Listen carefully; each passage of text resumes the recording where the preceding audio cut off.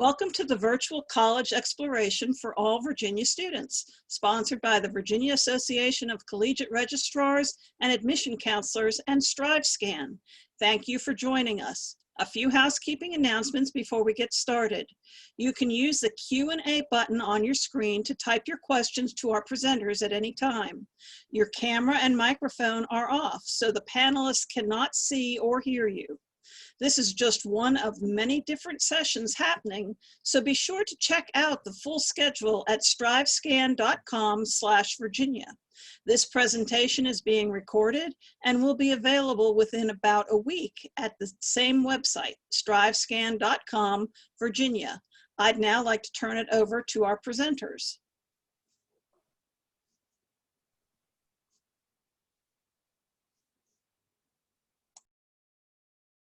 Good evening, everyone. Thank you so much for joining us. My name is Dora Logan. I'm a Senior Associate Director of Admissions at the University of Lynchburg.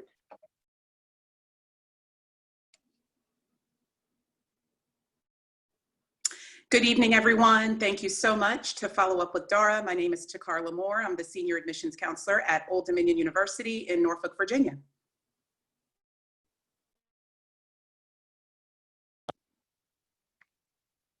Unmute yourself, Monyet. Good evening, everyone. My name is Monyet Martin, and I'm with James Madison University, located in Harrisonburg, Virginia. And good evening, everybody. My name is Jerry Brown. I am an Assistant Director at Radford University, located in Radford, Virginia.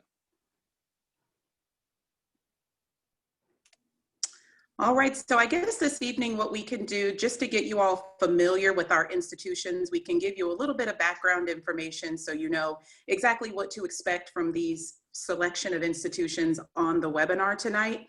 I'll go ahead and kick us off. Old Dominion University is located in Norfolk. We are one of our larger state public institutions. We're a STEM Carnegie Research Institution located in Southeast Virginia on the coast in Norfolk. ODU is a campus of about 25,000 students and growing. We have about 98 bachelor's degrees, and most of our focus is on the STEM-H research fields as we do graduate the second highest number in the Commonwealth. Many students at ODU are residential. We have 14 residence halls. We also have, of course, Division I athletics. There are 18 intercollegiate teams. And we are home, of course, to both undergraduate and graduate level studies. So you can take your degrees to those terminal levels. Also at Old Dominion, you'll notice that the campus is extremely diverse. We are actually one of the most diverse institutions in the Commonwealth and on the East Coast. We have an international campus and students representing almost all of the United States. Fun fact about campus is we are located next to the Norfolk Naval Base, which is the largest naval installation in the world.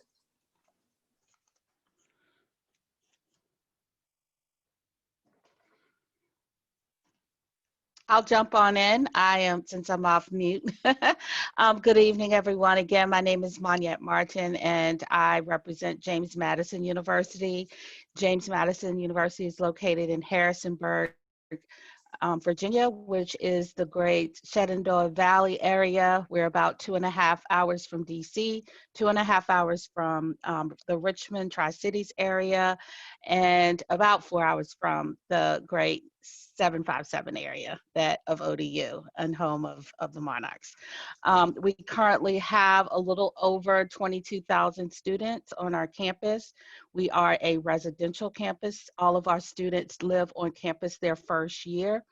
And as I stated, we are located in the Shenandoah Valley, so a lot of our students love to explore the mountains and go hiking. And in the wintertime, we still get to see all 4 seasons with regards to the summer, fall, winter, and spring. So as of right now, it's starting to get really chilly, and who knows, we may have snow next month.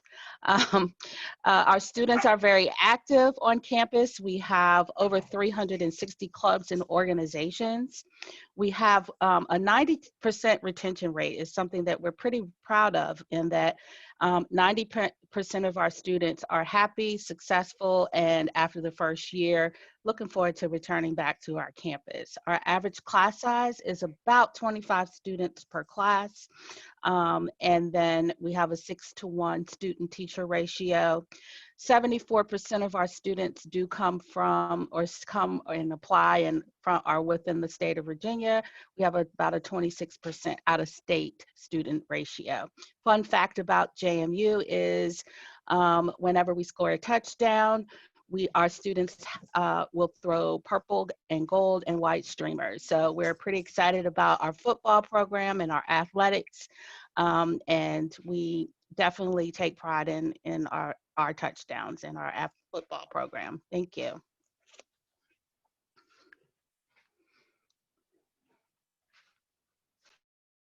Good evening. I guess I will go next. My name is Dora Logan. I'm a Senior Associate Director of Admissions at the University of Lynchburg. We are located in Lynchburg, Virginia, which is about an hour and 15 minutes from Charlottesville and about 2.5 hours from Richmond. We have an undergraduate student population of approximately 2,000 students. This allows us to have a student to faculty ratio of 11-to-1. Our average class size is approximately 16. This percentage and class size allows our students to really have a hands-on experience and make connections with their professors and other faculty and staff on campus as well. We have approximately 53 majors and 66 minors, along with 14 pre-professional programs for our students to choose from. And we do have a focus on our undergraduate curriculum, but we also offer graduate programs as well. We have 3 doctorate programs and approximately 14 master's programs, which is a great offering for an institution of our size. One of the things that we started this year are direct admit pathway programs for our first-year students who are admitted to the university.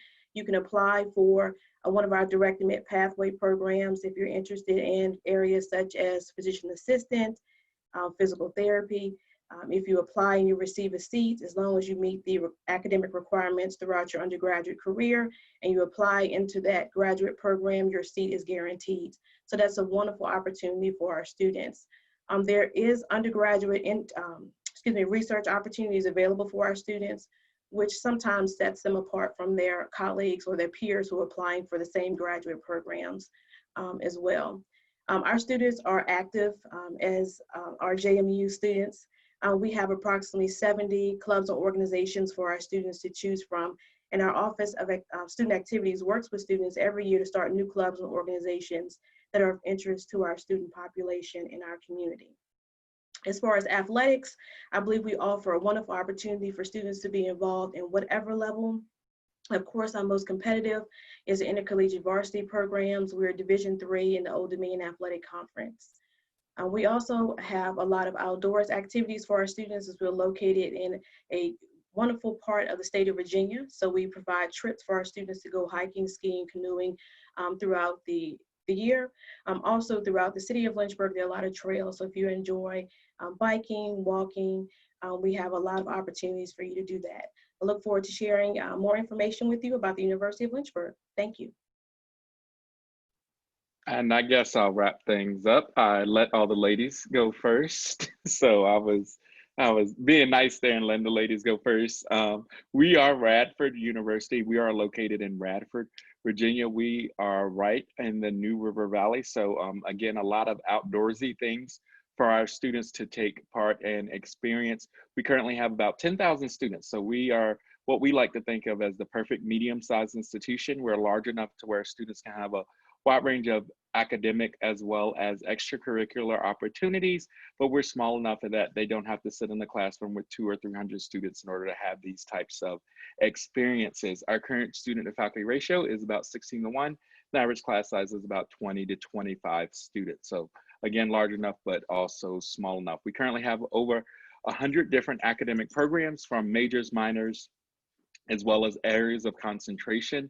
Huge focus on the undergraduate experience here at Radford, but we do have some graduate level programs, including in nursing, social work, as well as graduate level programs in athletic training, occupational therapy, and a doctoral of physical therapy program.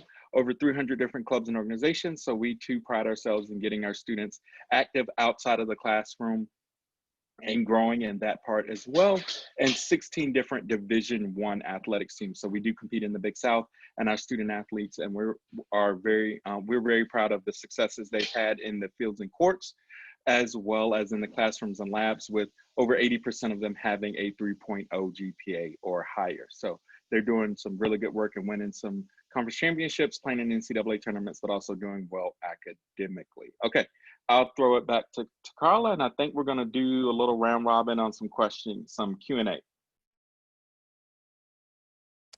Awesome. Thank you so much, Jerry. So what I would like to do is, of course, families, students, parents, whomever is on the webinar this evening, we really wanted to make this session about you. So we invite you to use our Q&A feature to throw out any questions that you may have for the panelists tonight. It could be for a specific institution or for one of us or for the panel. So we invite you to do that. I'm going to bring my attention to the Q&A. It looks like the first question is for Monette at JMU.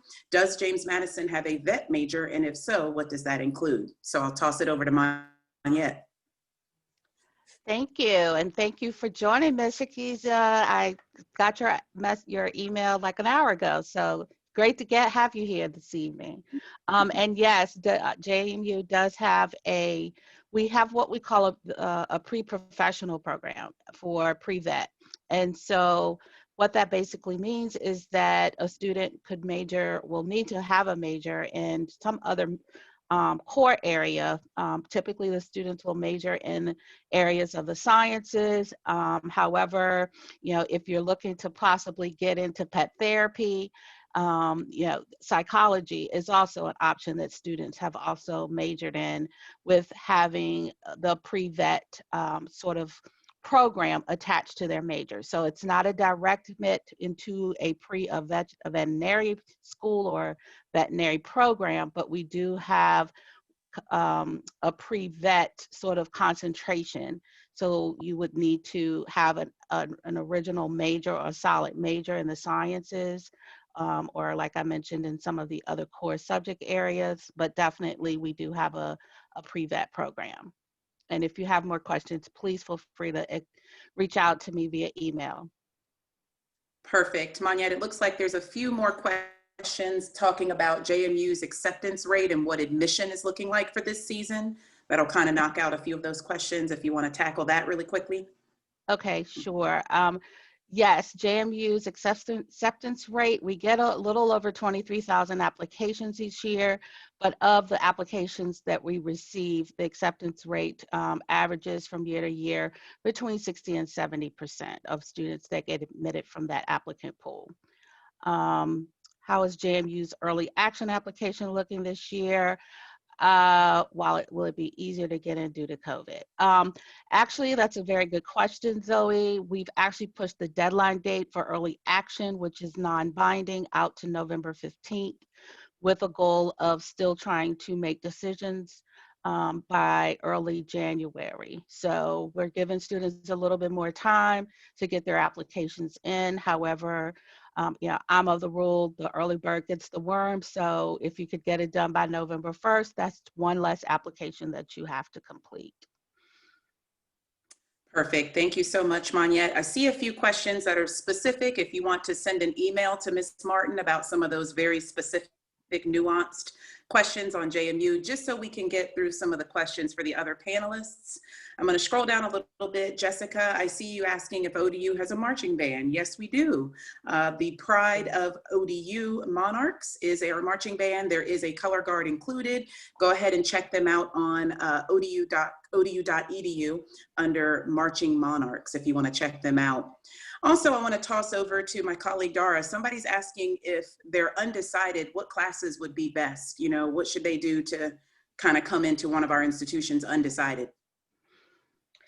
Well, specifically at the University of Lynchburg, and what I think you will find in most institutions is that you have your general education curriculum. For us, you don't have to declare a major until your second year. So a lot of times those general education classes will help you narrow down what you're interested in. You'll also have the assistance or guidance of your academic advisor to help support you. And a lot of institutions have career and professionalism offices that you can take different assessments to find out what fields may be a good fit for you. And from there, you can determine a major. So we'll help you along the way. There are some majors, and this will be specific to certain institutions that you'll have to come in declaring. For us, majors like that include nursing. If you're interested in athletic training, education, We need to know those upfront because there is certain curriculum or courses you have to take your first year in order to be on track to pursue those programs. But just a rule of thumb, if you are going in undecided, undeclared, there is a general curriculum for you. Perfect. I see a question for all on the panel. Jerry, if you want to jump in first, they're asking if you offer psychology and nursing. I'm pretty confident that all four of us do. But if Jerry, if you want to talk about a little bit about that first. Yeah, so I feel confident as well to call in saying that all four of us do offer psychology and nursing. So I will talk a little bit more about the nursing program, and then we'll talk a little bit about psychology as well. So I know Dara just mentioned they need to know their nursing students from day one because they're starting off in the nursing program. Well, here at Radford, we do not direct admit into our nursing program. So our nursing students start off as pre-nursing majors. They will take those general education courses that they need through the nursing program during that first 2 years, and then they actually apply into that nursing program during a sophomore year for entry during their junior year, and those decisions do start rolling out. So we will accept students both in the fall and the spring of what is their junior year, so that can vary a little bit, but we specifically do not direct admit students into our nursing program. Our nursing students have one of the highest NCLEX pass rates in the state, and they have historically continued to do that. And we also have a nursing sim lab. So we have some robotic simulators that are on our campus for our students. Our students don't have to leave the confines of our campus to get those experiences. And then I feel pretty confident in saying that all of us will have clinical opportunities for our students during that junior and or senior year, or at least specifically that senior year. Specifically for talking a little bit more about psychology in general, psychology is typically a degree where a lot of students will say, I know I have to get I know I'm gonna have to go to some sort of master's program. So typically students in psychology, maybe they're interested in becoming a clinical psychologist, maybe they're interested in becoming a mental health counselor, or maybe they're even interested in becoming a school counselor. So psychology is a great degree for those students who are saying, hey, I think I'm interested in this area. I've had maybe an AP Psych course, or maybe I've studied psychology at my high school. I think I'm really good at this, but most of our students do typically, it is very much a stepping stone for a lot of our students, and they're gonna get a master's degree in some sort of field. And specifically at Radford, we do have a school counseling program that is very popular for students as well. So we do put some great counselors out there in the field. I'll toss it over to anyone else that wants to talk a little bit about nursing, or if their nursing program is direct admit, they can kind of talk about those differentiations as well. I don't know that anybody has direct admit, Dara or No, I wanted to Monette. jump in and clarify that we do not have a direct admit nursing program. And the reason why I said you have to state your interest is because there are prerequisite courses you're taking your first year that you have to take that year in order to be a candidate for admission into the nursing program. Our students will actually apply the second semester of their first year. So the application deadline is typically April 1st of your first year. And once the second semester closes, you will find out if you will be continuing on into the nursing program. Just touching a little bit on the psychology question, we call it psychological sciences, but it's the same thing as psychology. And most schools will offer that. It's what you do to enhance your educational experience at the undergraduate level that will help prepare you for graduate admission. And so undergraduate research is something that I definitely encourage students to do if they're interested in moving on in psychology. If I could jump in and sort of switch gears a little bit, I know it's a question about undecided, and I'd like to just share that undecided, and I think I probably speak for many of us or all of us here on the panel, that undecided is probably one of our most popular majors, in that most students come not knowing exactly what they want to do, which is fine, because the first 2 years we are going to be requesting, or most students have to take a general education requirement curriculum, so they don't declare majors until the first or second semester of their sophomore year. And most of us, I think I can speak to say that we don't admit by major, which is kind of nice. You're applying to our universities and not necessarily by major. Absolutely. Great point, Monette. And I echo my three colleagues. I won't drive that point any longer. I think that we've covered the nursing and the psychology. If you have specific questions regarding that, I do recommend emailing us individually about our specific programs. Just jumping in, I see there's a question about swim. Someone's asking if all four of us offer swim teams. I'll speak up for ODU first and say, yes, we do. We offer a Division I Conference USA, men's and women's swim and dive. And I'll toss it over. I don't know if JMU or Lynchburg has a swim team, or Radford. University of Lynchburg does Division III Old Dominion Athletic Conference.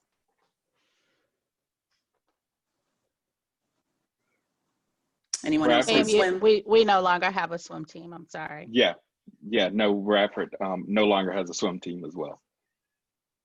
Perfect. I do see some questions in the Q&A about who is and who is not requiring test scores. There was a question tossed out to JMU first about test scores. Monette, if you want to talk about that a little bit.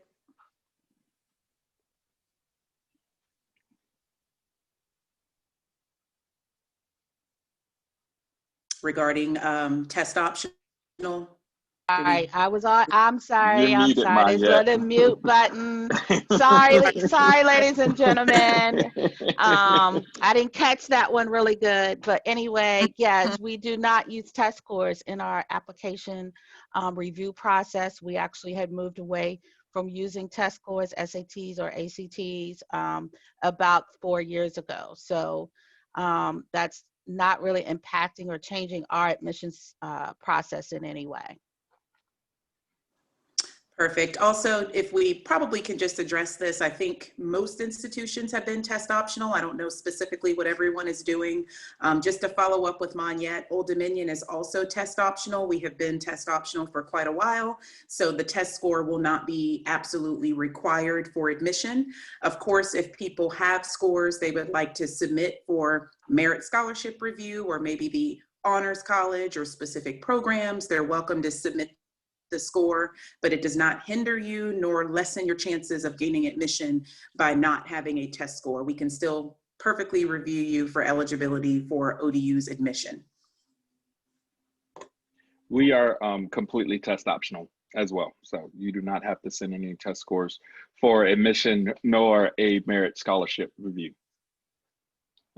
University of Lynchburg is also test optional, so we will not use your test scores in the review process. However, it could come into play with your merit scholarship. Every student is awarded an academic scholarship or merit scholarship at the time of acceptance. However, if you do have test scores, we can reevaluate your scholarship to see if you're eligible for a higher level scholarship.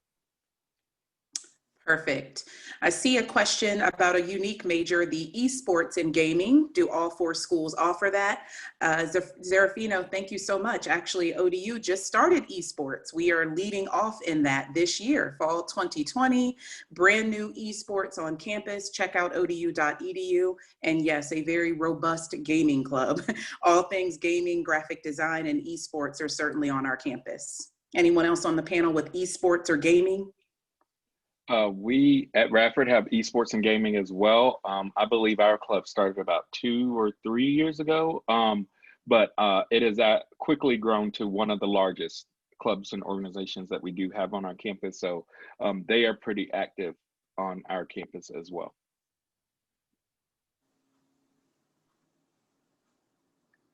Dara or Monette on esports? I do not know. So I did answer Zaffarino, I think is asked the question. But hey, if we don't have it, you can start it. So that's one good thing.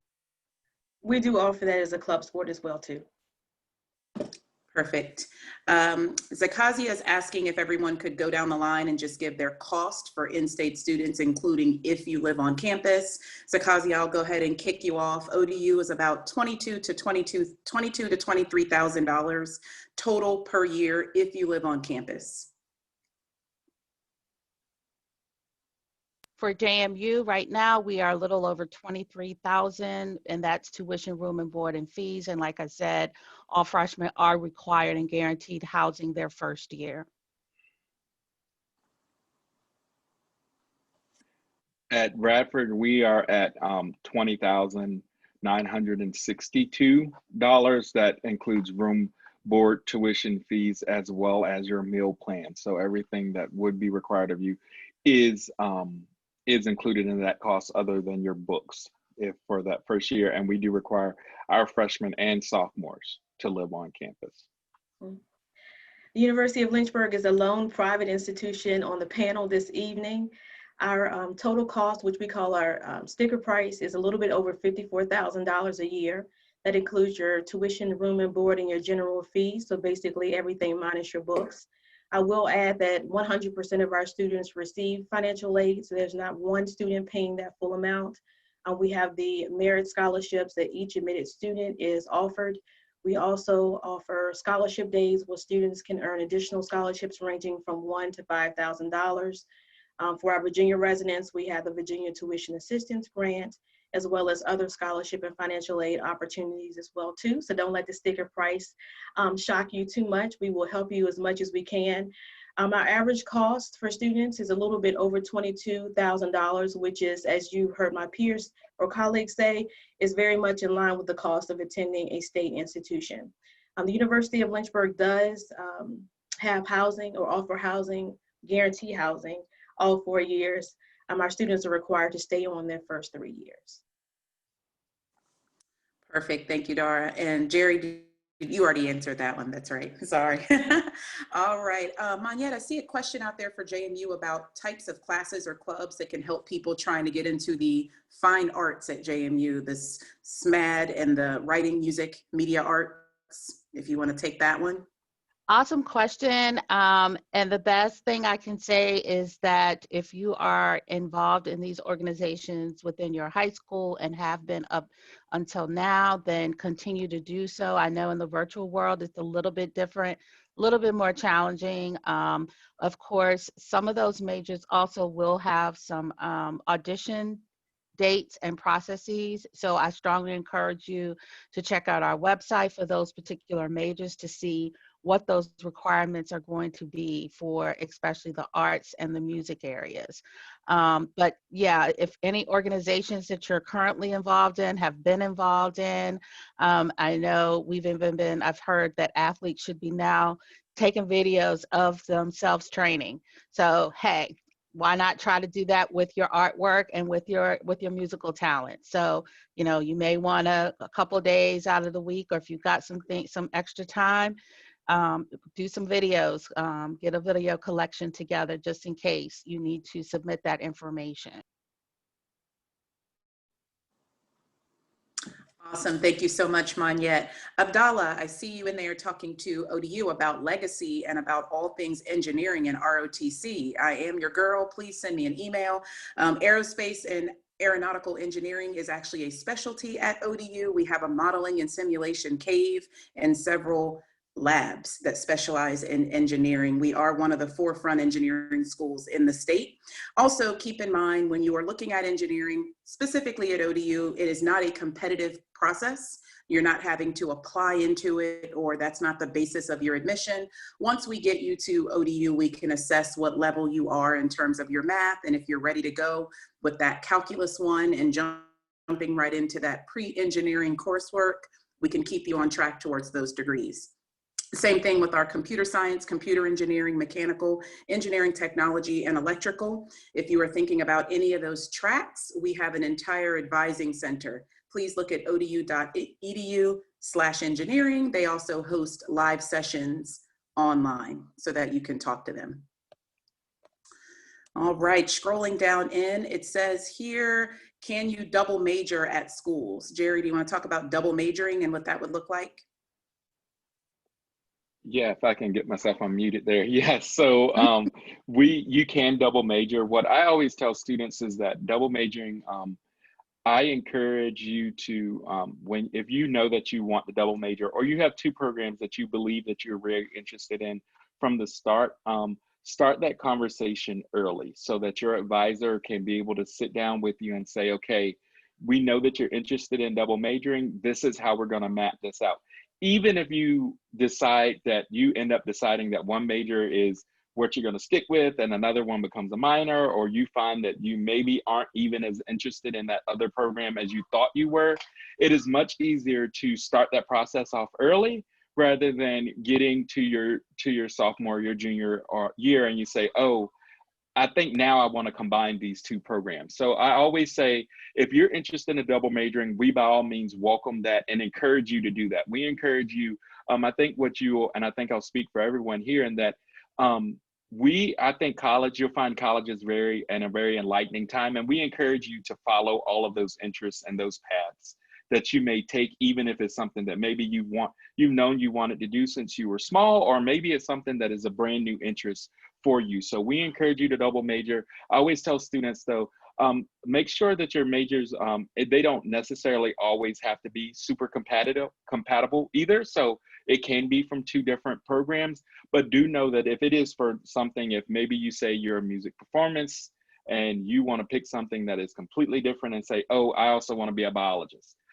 Do know that those programs, you are going to be full scheduled, because those are two programs in which you're going to have a full course load in that aspect. So just start that program early, sit down with your advisor, say, hey, yeah, these are an interest for me. Can this happen? And then know know the steps and the work that you're going to take to get through that. But we definitely encourage double majoring if that's something that you're interested in. Perfect. Thanks for covering that one. Dara, I'm going to toss it. Oh, go ahead. Go ahead, Manya. Oh, I'm sorry. I saw a question from Jay Sean, and I think it's a great question about rigor senior year. And these guys, my colleagues here know that I'm a big person on seniors not getting senioritis, especially in this world that we're in right now. Just like you're learning this process, we are too. So we really are kind of taking it and kind of going by out on the whim with things. So definitely your senior year is going to be important. And for those of you that aren't seniors, your sophomore, junior years are also going to be important. This is an area which I don't think is going to go away. So it's not just going to be about your senior year. It is going to be about taking those rigorous courses. You've not heard any of us talk about a GPA on here, so those courses are going to be really important. Rigorous courses, core classes, and definitely your grades throughout high school, mostly A's and B's. You know, if you've got some C's sort of splattered throughout high school, then we'll definitely take that in consideration. But seniors, yes, you're going to have to wake up, get to class, log in on time, and be there, be present, and be definitely attentive to what's being taught in class. I will Absolutely. add that we do want you to continue to challenge yourself during your senior year, but pick the courses that are most appropriate for you and your academic level, because we do want to see you be successful in the classes that you're taking. So if you take, say, an AP course, but have a D in that course, then maybe it was best for you to take the honors level. So again, continue to challenge yourself, but don't stretch yourself too thin. Absolutely. Good advice, Dara. And just to piggyback on that a little bit, I see at the bottom, Riley's asking, will grades this year, senior year, be treated with some mercy due to COVID and due to us being at home?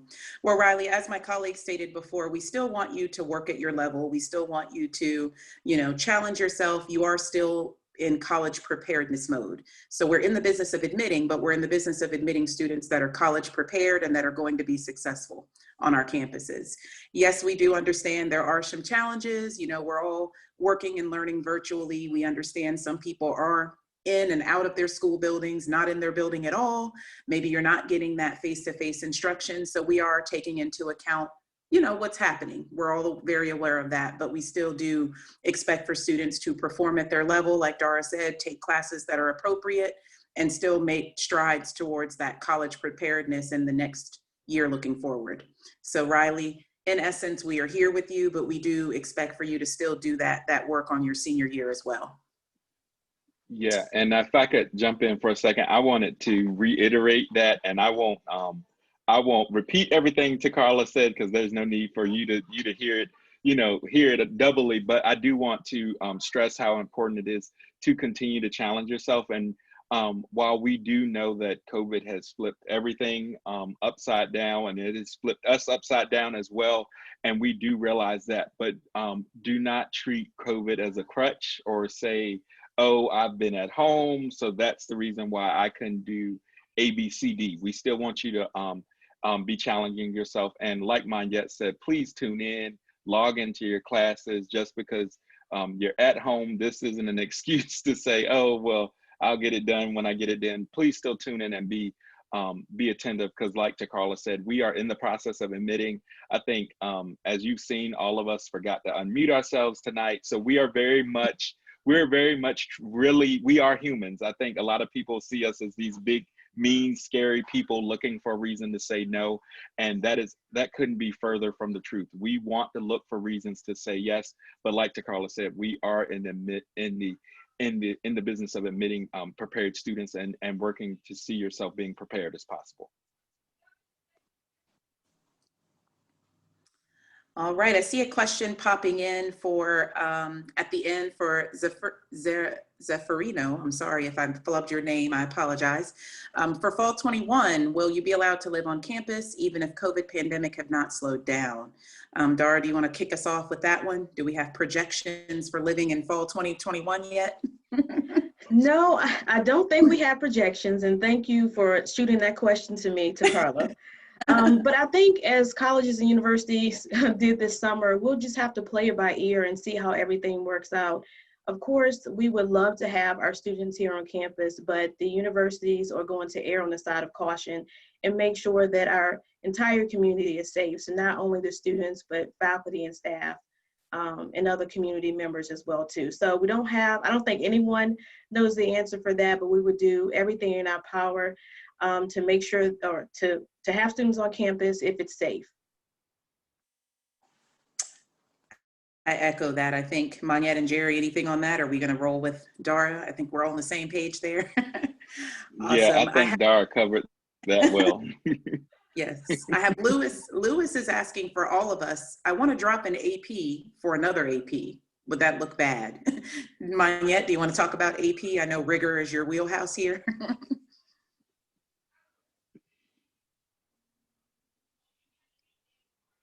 Get Manette unmuted.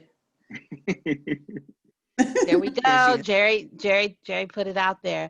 So yes, AP courses, if you're going from one AP to another, just make sure that it's something that is going to benefit and still make, like Dara was saying, that you're going to be making your application more attractive. You know, if you're dropping it because you just don't want to take it, you know, but make some wise decisions.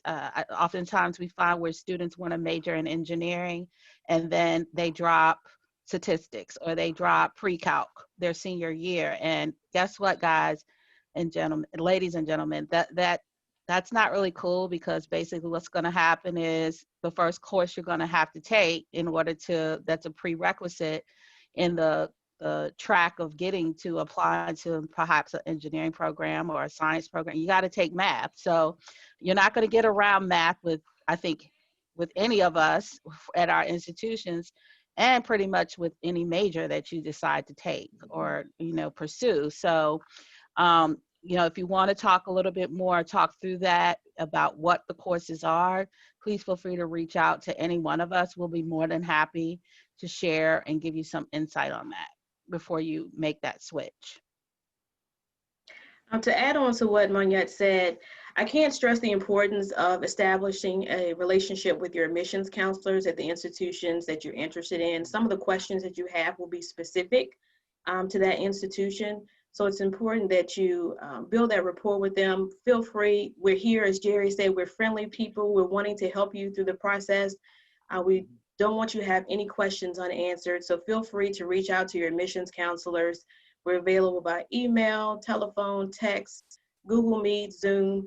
We will meet you where you are. So we're really flexible and want to help you succeed. And if you're interested in our institution, we'll definitely answer all of your questions. Perfect. All right. Jashawn's asking, if I take an AP exam, how does that count in college? Is that a history credit, a government credit? Well, Jashawn, the way that it works is to take the AP exam, you will have to score the appropriate AP test score to be able to get college credit for that institution.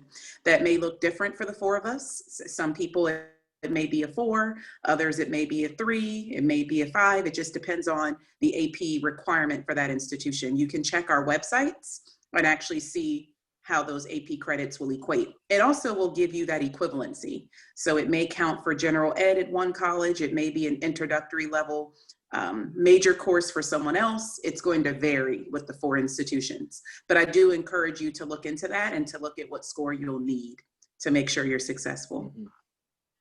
I think Zoe was asking a question about the dual enrollment, and Okay. I just wanted to share, I think it's actually probably pertinent to everyone. We do look at dual enrollment courses. Some of us may look at them a little bit differently and how they transfer, but typically it's the core classes. So your English, your math, your science, social science, foreign language courses, that you can get credit for as long as you've gotten a C or better in those classes throughout high school, or when you've taken those classes. So if it's driver's ed 101 and you're trying to transfer that or get credit for that, no, but those core classes, definitely. So we want to give you as much credit as we can. And the same goes for, I think Anna's asking about governor school credits. You may want to check each one of our websites with that as well. But in most cases, the governor school credits are going to fall in lines with the AP classes and you taking the AP exams. We got governor school students out here. I'm a governor school alum. Oh gosh, that was 10 years ago though, so it might be a little different now. And Dora, just to piggy. Anna's out there with the governor school question credits. Yeah. Yeah. And also to piggyback to Dara, to your point, someone is asking, how do I find my admissions counselor? How do I get in contact with my person? If you want to give them some tips. Well, our websites typically have the admissions counselors in the territories we're assigned if we are assigned a geographic location. You can also call the admissions offices and they can direct you to the appropriate admissions counselor. Any other tips you all have? Yeah, we're on our website as well. We have a map, so you can look up if you click. Sometimes it's by state, sometimes it's by region within the state. You can look up your high school. So a lot of fun ways for you to be able to find out who we are. But like Dara said, if you just want to call us, and because we are all in the office or we are around the office, or I know we have some fun apps out there that allow our office phones to come to our cell phones and things like that. We can be reached in many different ways. And if we are not your point person, we can find your point person for you and put them in contact with you. Perfect. Thank you, Jerry. I wanted to talk about essays real quick, if you don't mind. So Carla, I don't see a question out there about essays, but I think that's a hot topic. Last night there were probably about 100 or so students on presentation learning about essays. And I want to jump out there and say essays are going to be really important this year.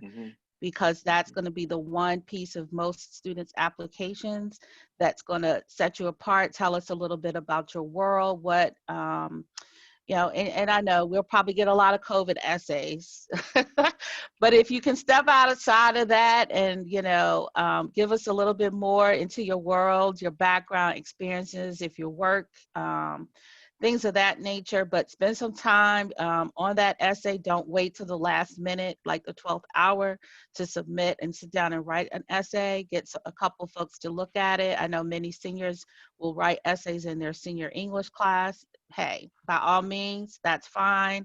You might have to tweak it a little bit to send it to Dara, to Carla, Jerry, or myself, because we'll talk about it, but please no, I'm just joking. Yes. Please don't send me any essays that say go Dukes. I love Monette and I love her to death. I like that. Send me any essays that say go Dukes. We are not the Dukes in Radford. We are the Highlanders. Yeah. Make sure your essays go to the right people. But yeah, definitely put some time into the essays, please. Yeah, and I did want to, right before we wrap up, have 2 quick points about essays because I think Monette likes talking about rigor. I love talking about essays. I told a student this year the essay is going to be as important as well because the essay is the one piece you can control. We couldn't control COVID. We couldn't control your grading scale that your school arbitrarily decided to pick, but you can control the essay. So the essay is going to be very vital this year. And I always tell students about the essays because they say, what can I do? I always tell students that I've heard any topic done well. So I've also had a lot of topics done not so well. So just because you've torn your ACL and that's what you want to write about, and you hear, you'll go on the internet and tons of people say, don't write about that because we've read 1,000 ACL essays. Yes, I have read 1,000 essays about people tearing their ACL, but anything can be done well. So don't let that scare you away from those topics. Well, thank you, panelists. Thank you for joining us, students, families. When you close this window, there will be a link to a very quick 4-question survey. We appreciate any feedback you can provide. Also, this was just one of many sessions being hosted, so be sure to sign up for additional sessions at strivescan.com/Virginia. In about a week, you'll be able to find this session's recording as well as all the other session recordings at strivescan.com/Virginia. Thank you, and this ends the webinar.